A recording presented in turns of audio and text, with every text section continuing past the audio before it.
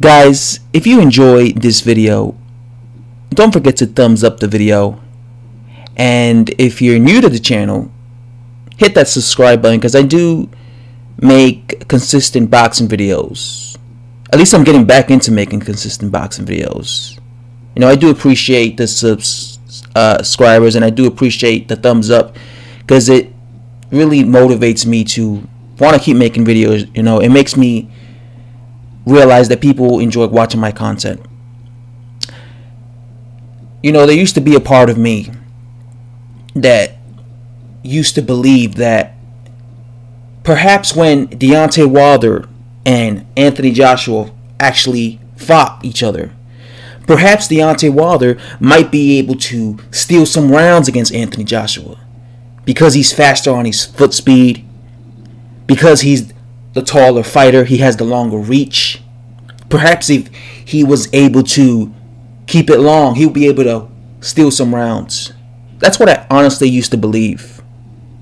I was always picking Joshua to beat him, but I thought maybe if Wilder did something like played the boxer, he might be able to steal some rounds against Joshua.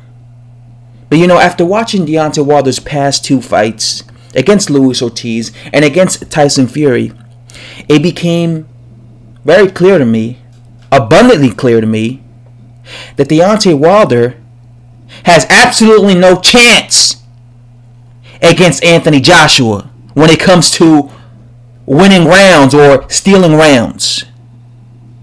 Because when it comes to Deontay Wilder, he can't compete with guys who have more tools than he has. It wasn't like Deontay Wilder just got schooled by Tyson Fury. Okay? He's been getting schooled every single time he's fought a decent level boxer. I mean, Arthur Spilka was giving Deontay Wilder a boxing lesson. Gerard Washington was winning every single round against Deontay Wilder. Gerard Washington is not on the level of Anthony Joshua. Arthur Spilka is not on the level of Anthony Joshua. Yet both of these guys were winning rounds against Deontay Wilder very convincingly and actually quite easy. And of course, what bailed Wilder out was his punching power. He was able to land his right hand and he got them out of there. The same thing happened against Tyson Fury. The difference was Tyson Fury made it even look more one-sided because Tyson Fury is an elite level heavyweight. When it comes to Joshua, Joshua is much more talented than Deontay Wilder. When they fight, I wouldn't be shocked if you see a Deontay Wilder versus Tyson Fury in there where you see Joshua just winning every single round. Just winning every single round. Because he's the one landing. He's the one letting his hands go. You're going to see Wilder giving away rounds again. Just like he did against Tyson Fury. Deontay Wilder would really have to pull a Arthur Spilka, Gerard Washington, or even a Tyson Fury on Anthony Joshua. If he wants to beat Anthony Joshua, I believe the only way he could beat him is if he knocks him out. I believe if this is like a chess match or if this fight goes the distance, it's going to be an easy win for Anthony Joshua. This might be Anthony Joshua's most easy victory because of the fact that Wilder doesn't have the skill set to compete with him. Alright?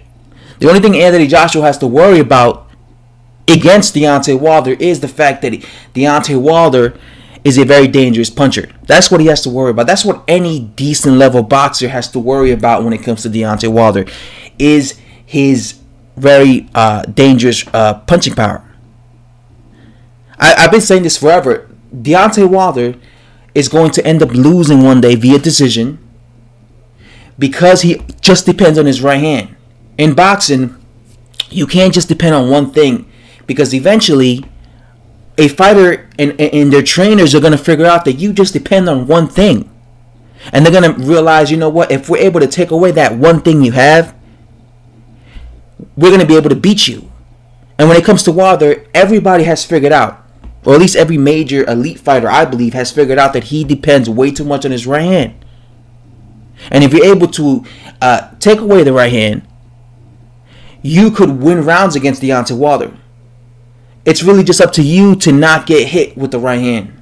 And I believe this, and then you'll be able to beat Deontay Wilder. And I believe this is what's going to happen to Deontay Wilder is one day he's going to be in there, just like he was in there, last weekend with Tyson Fury, with a guy who's going to be just winning rounds against him, but who's going to be able to not get hit flush with a Deontay Wilder right hand.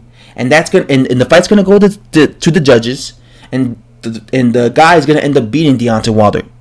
Deontay Wilder's problem as a fighter is because he's a puncher, he thinks that all he has to do is land his right hand on anybody he fights, and he'll be able to win. So if you notice, he gives away rounds. When he's in there against guys, he gives away rounds. He gives away rounds because he has the puncher's mentality. He thinks, you know what, even if I'm losing 9 rounds in a row, as long as I hit him, I'll be able to knock him out. I'll be able to knock his ass out. That's what Deontay Wilder believes. But what I notice in boxing is there are fighters out there that are going to be able to take your best punch. Just like there are fighters out there that are going to be able to take away your best punch. In every fighter's career, at one point, the fighter fights a guy who's able to take away the fighter's best punch. And when that happens, the fighter has to rely on his other skill set. He has to change the game plan. He has to do something different in order to win against that fighter. And what happens is a lot of times these fighters, because they're, especially punchers, because they depend too much on their punching power, they never change the game plan, and then they end up losing against the guy. When it comes to Wilder, he was in there with Tyson Fury, and he was depending on his right hand a lot. And Tyson Fury clearly took away Deontay Wilder's right hand with his awkward style, with his movement. Just he was able to evade with his upper body movement, evade the right hands.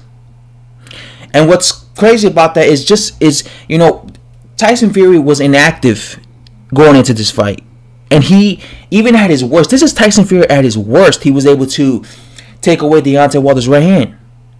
Even at his worst, he was able to do that. Imagine if he was at his best. It would have been even easier for him because he would have been more fluent with his leg work. He would have been faster. He would have been quicker with his reflexes. So it just goes to show you that how Deontay Wilder is really a poor boxer. Again, what's going to end up happening is this. Deontay Wilder, let's get back to what I was saying. What Deontay Wilder had to do when he was in there against Tyson Fury is change the game plan. Just don't stop depending on the right hand. Like, it would have been good if he would have just started smothering Tyson Fury. Like, say he would, because throughout, especially during the late rounds, he was depending too much on headshots. Like, say he would have just switched it up and say, you know what? No. He tried to switch it up. At the end, like in the last 2-3 rounds, I saw Wilder trying to go on the back foot. Because he's realized, you know what? Going forward, throwing my right hand is not working. Because I keep missing this guy. And this guy keeps countering me and embarrassing me. So I saw him in the last couple of rounds, like trying to go on the back foot. Right? Because I think just like when he fought Arthur Spilka, when he was coming forward against Arthur Spilka, he was looking really bad. But then when Arthur Spilka, he decided, let me play the counterpuncher, and that's how he ended up knocking out Arthur Spilka. He went against the ropes and he countered Arthur Spilka. So I think he tried to do the same thing against Tyson Fury, but it failed. Right? I think Deontay Wilder against Tyson Fury, he really, after 5 rounds, and like when it was round 5, and when he saw that he wasn't landing on Tyson Fury, he should have changed the tactics, right? He should have gone on the inside against Tyson Fury. I believe the way to beat Tyson Fury is to go on the inside against him, because especially if he's a better boxer than you, and if you're shorter than him, right? If you're the smaller guy, you need to be roughing up Tyson Fury, be physical with him, push him against the ropes. And I think that's an effective way to fight Tyson Fury. And Deontay Wilder being almost the same height as him, I think he needed to do that. Be physical with Tyson Fury. And when you go on the inside, throw body shots like crazy. I don't think he was throwing enough body shots. You need to be throwing body shots against Tyson Fury. I think he needed to do that against Tyson Fury. In order to, I think he would have made the fight look way more closer. Like, say, had he just smothered Tyson Fury and be landing and be basically manhandling him against the ropes and just throwing body shots, I think it would have made the fight look way more competitive, because you would have been looking at that like, all right, this round could have gone to Deontay Wilder because he was smothering Tyson Fury and he was landing body shots. So I might give this round to him, but Deontay Wilder just kept really following Tyson Fury, and he kept just depending on that right hand. Meanwhile, the guy who was scoring the points, and again, when he would throw the right hand, he would miss the right hand. And then when he would miss the right hand, Tyson Fury would make him pay and counter him. And then Deontay Wilder was just looking stupid in there, because you would just see Deontay Wilder constantly missing his big right hand, you know, his big money shot against Tyson Fury. Meanwhile, you saw Tyson Fury throwing combinations and making Wilder miss, throwing the combinations, countering him. And he was the one scoring all the points. So that's why it looked like he was the one who was clearly winning the fight. And Wilder was the one looking dumb, getting outboxed, looking like he didn't know what the hell he was doing. Wilder tends to look like he doesn't know what he's doing when he's fighting someone. That's just like, that's my opinion. Like, when he's fighting someone, he tends to look like he don't know what he's doing. Like, what the fuck? Anyway, guys, that's all I have to say, guys. Like I said, if you enjoyed the video, thumbs the video up, give it a like, and if you're new to this channel and you enjoyed the content, hit that subscribe button, man. It does motivate me to want to make more videos. Anyway, guys, I'm out.